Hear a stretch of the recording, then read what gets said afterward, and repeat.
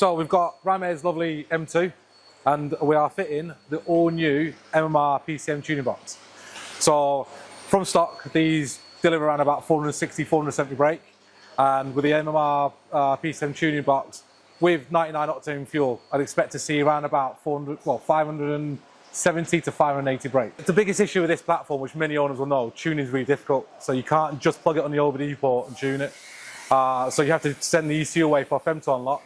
You need the car here for about a week. It costs £1,200 just to have that done, plus the tuning. The big advantage of this is you plug it in, it takes an hour to fit, and that is it. And then when you sell the car, you can remove it, sell the car, and then sell the tuning box separately, or fit it to another G80. Theoretically, you can remove it, take it back to a dealer, and they can't trace it. We never guarantee that. There's obviously many ways of checking if a car's been tuned or not.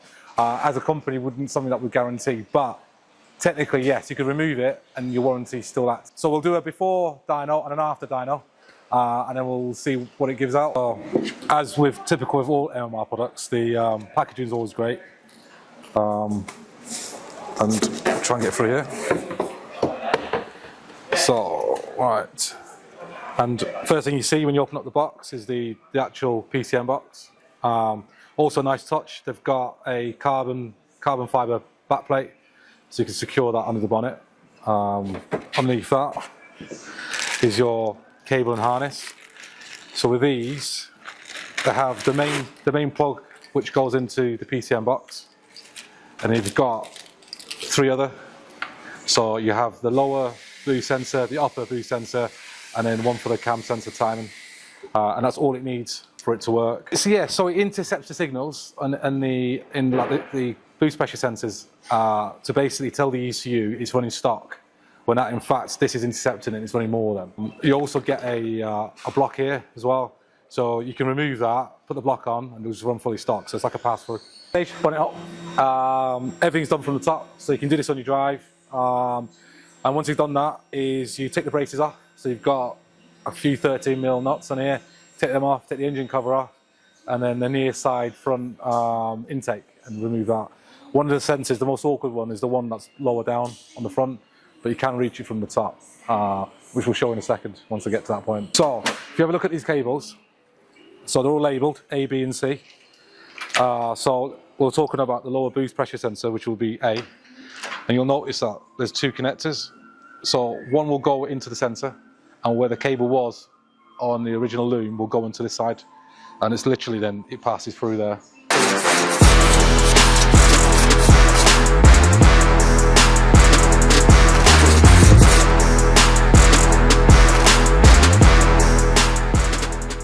Yeah, so we've already got the lower boost pressure sensor fitted. That's the most awkward one. It's below the coolant pump.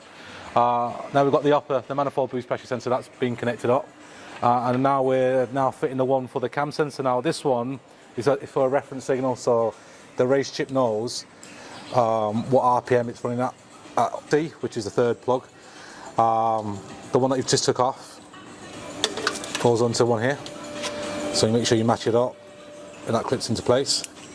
That's the original one, and then the other side of that wire goes onto the sensor itself. And that's it, and as simple as that. So that's all three plugs all connected up now.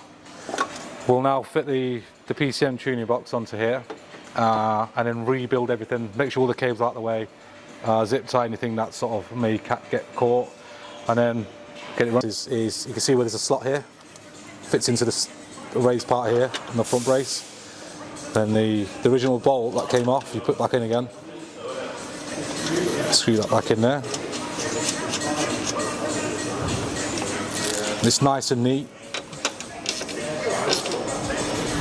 That's it.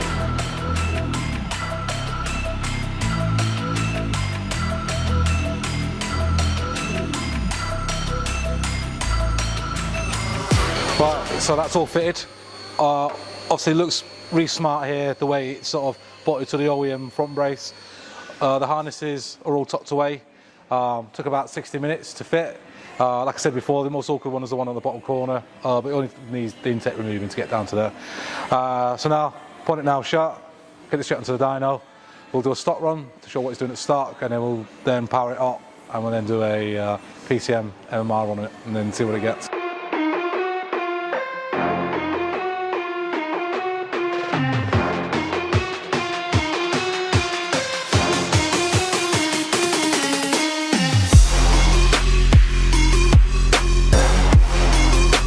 So, cars on the dyno, all strapped up, calibrated with the RPM on the roller. We do these in, should be in 6th gear, been a ZF8. So, with the MMR PCM box, it comes with a plug. And the idea of that is it's a bypass, so you put that on and it'll be a totally stock car. So we'll do a run with that first, see what figures it's giving. Once that's done, we'll plug it back into this, and then we'll do another few more runs with that. So 6th gear on a ZF8 is 1:1 gear ratio, and that gives you the most accurate BHP and torque figures. So if you go higher up the gear, you'll overinflate the figures. If you go under, it gives you under figures.